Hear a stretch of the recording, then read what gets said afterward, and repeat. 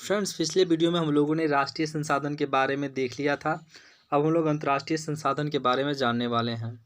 तो अब यहाँ पे देख सकते हैं, कुछ अंतर्राष्ट्रीय संस्थाएं संसाधनों को नियंत्रित करती है। तट रेखा से 200 समुद्री मील की दूरी, यानी जिसको हम लोग अपवर्जक आर्थिक क्षेत्र कहते हैं, इससे परे खुले महासागरीय संसाधनों पर किसी देश का अधिकार नहीं है।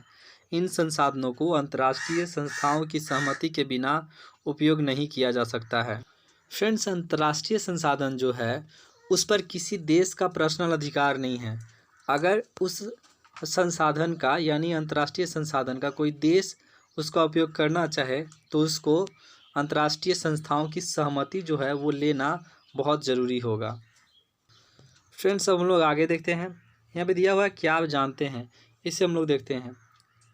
क्या आप जानते हैं कि भारत के पास अपवर्जक आर्थिक क्षेत्र से दूर हिंद महासागर की तलहटी से मैंगनीज ग्रंथियों का खनन करने का अधिकार है। यानी कि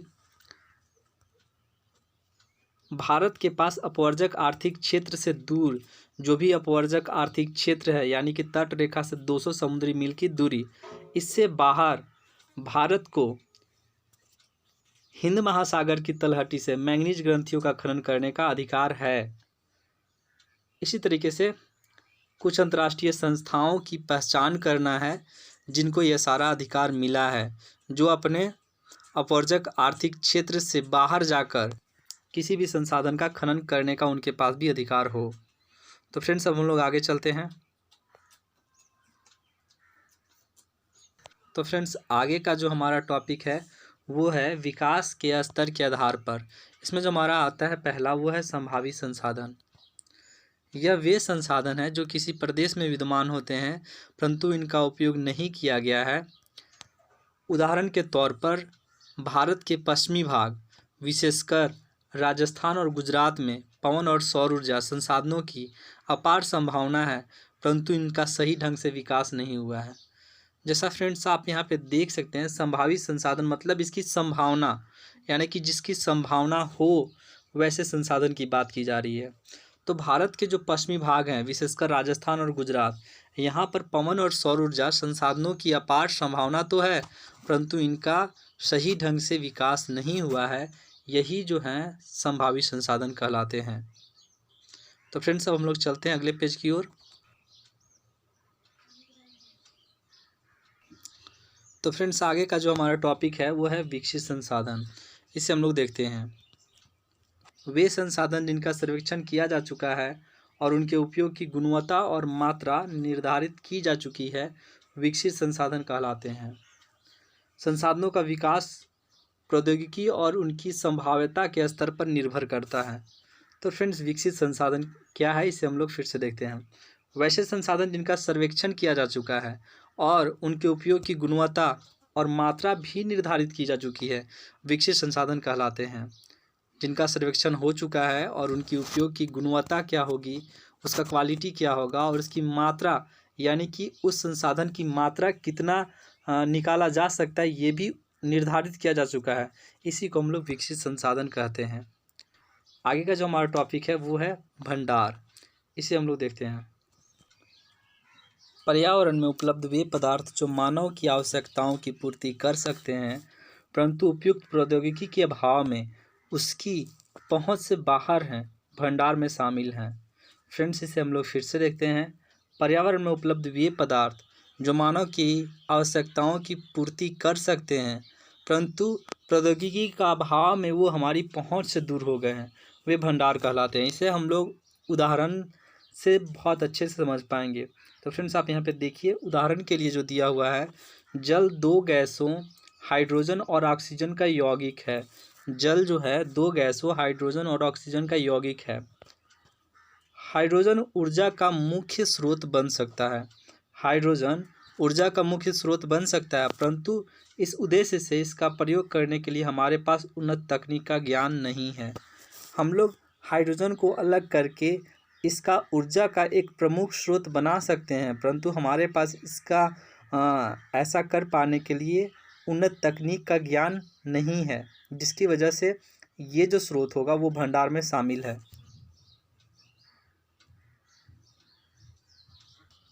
फ्रेंड्स, हमारा आगे का जो टॉपिक है वो है संचित कोष। तो इसे हम लोग देखते हैं। यह संसाधन भंडार का ही हिस्सा है जिन्हें उपलब्ध तकनीकी ज्ञान की सहायता से प्रयोग में लाया जा सकता है, परंतु इनका उपयोग अभी आरंभ नहीं हुआ है। अगर देखें हम लोग संचित कोष को, तो यह जो है भंडार का ही एक हिस्सा है, लेकिन तकनीकी ज्ञान की सहायता से इसको प्रयोग में ला तो सकते हैं, परंतु उपयोग अभी आरंभ नहीं हुआ है। इसका उपयोग भविष्य में आवश्यकता पूर्ति के लिए किया जा सकता है। नदियों के जल को विद्युत पैदा करने में प्रयुक्त किया जा सकता है, परंतु वर्तमान समय में इसका उपयोग सीमित पैमाने पर ही हो रहा है। इस प्रकार बांधों में जल, वन आदि संचित कोष हैं जिनका उपयोग भविष्य में किया जा सकता है। देखा जाए तो जो भी हमारे पास संसाधन हैं, जैसे कि बांधों में जो जल हैं, वन हैं, ये सारे संचित कोष के उदाहरण हैं जिनका उपयोग हम लोग अभी तो नहीं कर रहे हैं, पर इनका उपयोग भविष्य में किया जा सकता है। ये सारे संचित कोष कहलाते हैं। फ्रेंड्स, आप यहाँ पे आगे देख सकते हैं क्रियाकलाप दिया हुआ है। इसमें ये कहा गया है कि अपने आसपास के क्षेत्र में पाए जाने वाले भंडार और संचित कोष संसाधनों की एक सूची तैयार करना है। फ्रेंड्स, इसे आप खुद से करिए और कमेंट बॉक्स में लिखें कि भंडार और संचित कोष वाले जो संसाधन हैं वो कौन कौन से हैं। फ्रेंड्स, आगे का जो हमारा टॉपिक है वो है संसाधनों का विकास। तो इसे हम लोग देखते हैं। संसाधन जिस प्रकार मनुष्य जीवन यापन के लिए अति आवश्यक है, उसी प्रकार जीवन की गुणवत्ता बनाए रखने के लिए भी महत्वपूर्ण है। ऐसा विश्वास किया जाता था कि संसाधन प्रकृति की देन है। परिणाम स्वरूप मानव ने इसका अंधाधुंध उपयोग किया है, जिससे निम्नलिखित मुख्य समस्याएं पैदा हो गई है। फ्रेंड्स, संसाधन जो है वो प्रकृति की देन है, लेकिन मानव जो है इसका अंधाधुंध उपयोग करते आ रहा है और इसका ज़्यादा उपयोग होने से हमारे लिए बहुत सारी समस्याएं पैदा हो गई है। पर उनमें से कुछ मुख्य समस्याएं जो हैं उन्हें हम लोग देखते हैं। कुछ व्यक्तियों के लालच व संसाधनों का ह्रास हुआ है। कुछ व्यक्ति अपने लालच के चलते संसाधनों का अंधाधुंध उपयोग किए हैं, जिससे हमारे लिए बहुत बड़ी बड़ी समस्याएं उत्पन्न होती जा रही है। और फ्रेंड्स, आगे जब हम लोग देखते हैं तो यहाँ पे है कि संसाधन समाज के कुछ ही लोगों के हाथ में आ गए हैं, जिसे समाज दो हिस्सों में बंट गया है।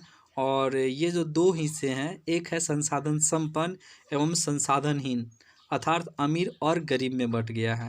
यानी कि जो अमीर हैं वो चाहते हैं कि संसाधनों का उपयोग करते हुए हम लोग और अमीर बनते जाएं, पर जो गरीब हैं वो चाहते हैं कम से कम इन संसाधनों का उपयोग करके हमारा रोजी रोटी चल सके, हमारा पेट भर सके। तो फ्रेंड्स, अब हम लोग आगे चलते हैं इसी पेज में। संसाधनों के अंधाधुंध शोषण से वैश्विक पारिस्थितिकी संकट पैदा हो गया है, जैसे भूमंडलीय तापन, ओजोन परत अवक्षय, पर्यावरण प्रदूषण और भूमि निम्नीकरण आदि। तो फ्रेंड्स, संसाधनों का जो अंधाधुंध शोषण किया गया है उससे वैश्विक पारिस्थितिक संकट पैदा हो गया है, जैसे भूमंडलीय तापन, यानी कि हम लोग दिन ब दिन देखते जा रहे हैं तापमान का बढ़ोतरी होते जा रहा है। ओजोन परत अवक्षय, यानी कि ओजोन परत का जो होल है वो धीरे धीरे लगातार बढ़ता जा रहा है। पर्यावरण प्रदूषण भी फ्रेंड्स हमें देखने को ज़्यादातर मिलते जा रहे हैं। फ्रेंड्स, यहाँ पे हम लोग क्रियाकलाप को देख सकते हैं। जो पहला में कहा गया है वो ये कि कल्पना करें कि तेल संसाधन खत्म होने पर इसका हमारी जीवन शैली पर क्या प्रभाव होगा।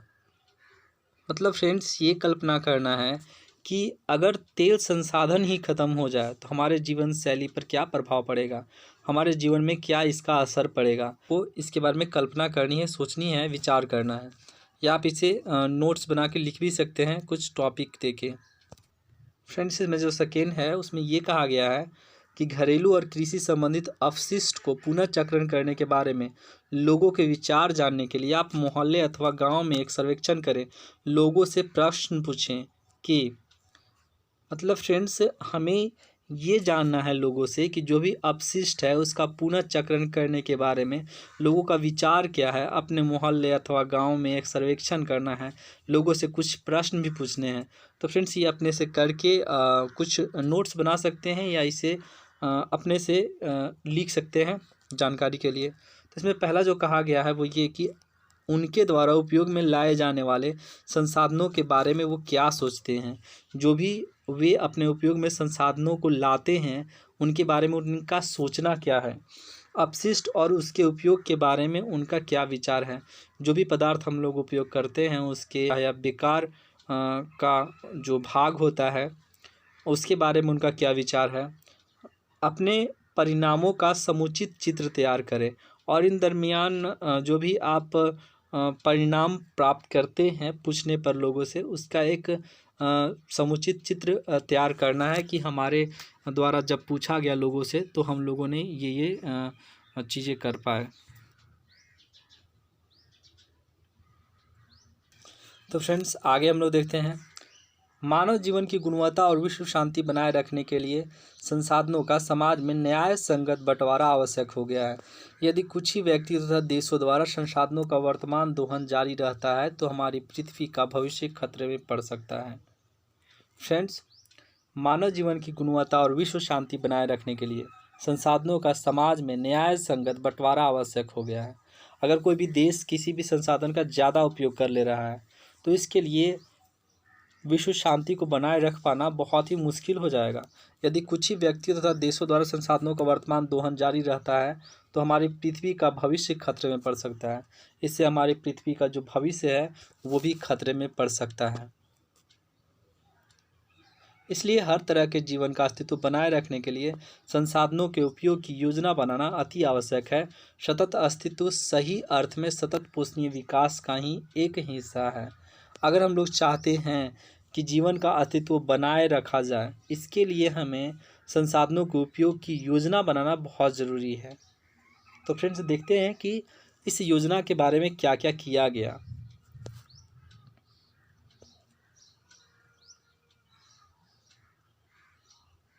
तो फ्रेंड्स आप यहाँ पे देख सकते हैं सतत पोषणीय विकास। सतत पोषणीय आर्थिक विकास का अर्थ है विकास पर्यावरण को बिना नुकसान पहुँचाए हो और वर्तमान विकास की प्रक्रिया भविष्य की पीढ़ियों की आवश्यकता की अवहेलना न करे। इसका सिंपल सा ये बात कहा गया है इसमें कि जो भी विकास हम लोग करें वो पर्यावरण को नुकसान पहुँचाए बिना हो। तो फ्रेंड्स अब हम लोग आगे चलते हैं। यहाँ पे देख सकते हैं कि रियो डी जेनेरो पृथ्वी सम्मेलन जो था वो 1992 में हुआ था।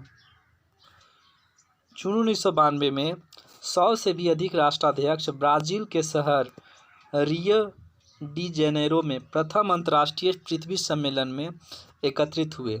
सम्मेलन का आयोजन विश्व स्तर पर उभरते पर्यावरण संरक्षण, सामाजिक आर्थिक विकास की समस्याओं का हल ढूंढने के लिए किया गया था। फ्रेंड्स, रियो डी जेनेरो पृथ्वी सम्मेलन जो किया गया था वो 1992 में किया गया था और ये जो सम्मेलन था इसमें 100 से भी अधिक राष्ट्राध्यक्ष ब्राज़ील के शहर रियो डी जेनेरो में प्रथम अंतर्राष्ट्रीय पृथ्वी सम्मेलन में एकत्रित हुए थे।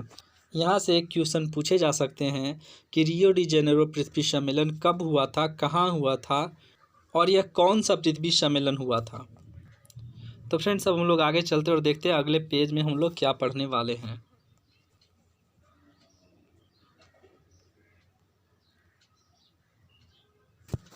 इस सम्मेलन में एकत्रित नेताओं ने भूमंडलीय जलवायु परिवर्तन और जैविक विविधता पर एक घोषणा पत्र पर हस्ताक्षर किया। रियो सम्मेलन में भूमंडलीय वन सिद्धांतों पर सहमति जताई और 21वीं शताब्दी में सतत पोषणीय विकास के लिए एजेंडा 21 को स्वीकृति प्रदान की। ये जो सम्मेलन था इसमें भूमंडलीय जलवायु परिवर्तन और जैविक विविधता पर एक घोषणा पत्र पर हस्ताक्षर किया गया।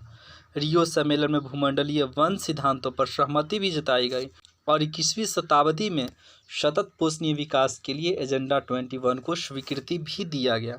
पर यह जानना जरूरी होगा कि एजेंडा 21 है क्या, तो इसे हम लोग देखते हैं।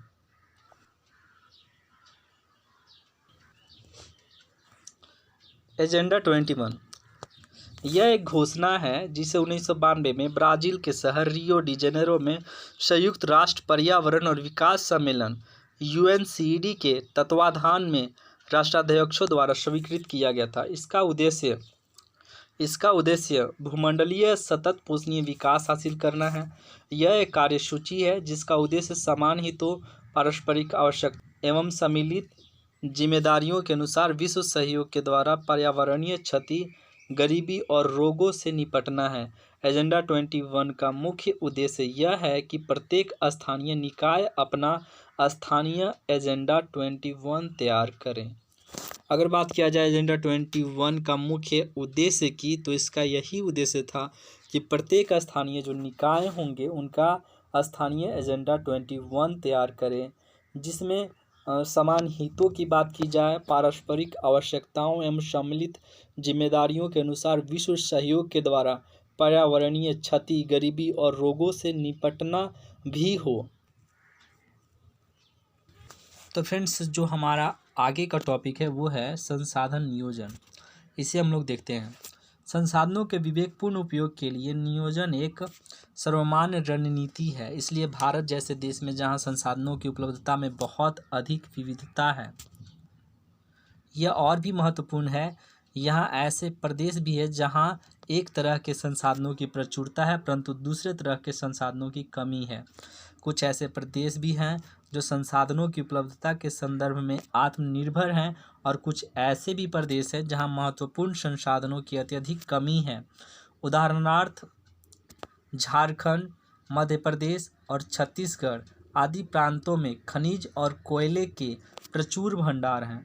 फ्रेंड्स, अगर बात किया जाए कि झारखंड, मध्य प्रदेश और छत्तीसगढ़ आदि प्रांत में खनिज और कोयले के प्रचुर भंडार तो हैं, और इसी तरीके से अरुणाचल प्रदेश में जल संसाधन प्रचुर मात्रा में पाए जाते हैं, परंतु मूल विकास की कमी है।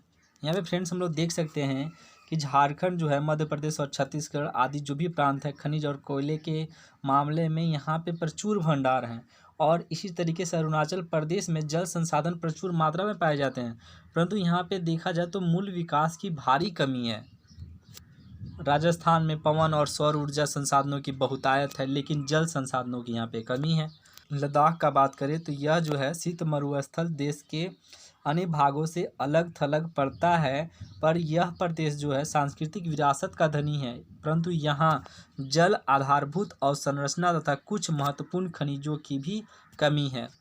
इसलिए राष्ट्रीय, प्रांतीय, प्रादेशिक और स्थानीय स्तर पर संतुलित संसाधन नियोजन की आवश्यकता है, ताकि जो भी संसाधन जिस राज्य में प्रचुर मात्रा में पाए जाते हैं उस संसाधन को और राज्यों में बांटकर उसको संतुलित किया जाए, ताकि कोई एक स्टेट डेवलप न करे, बाकी सारे राज्य प्रगति करें।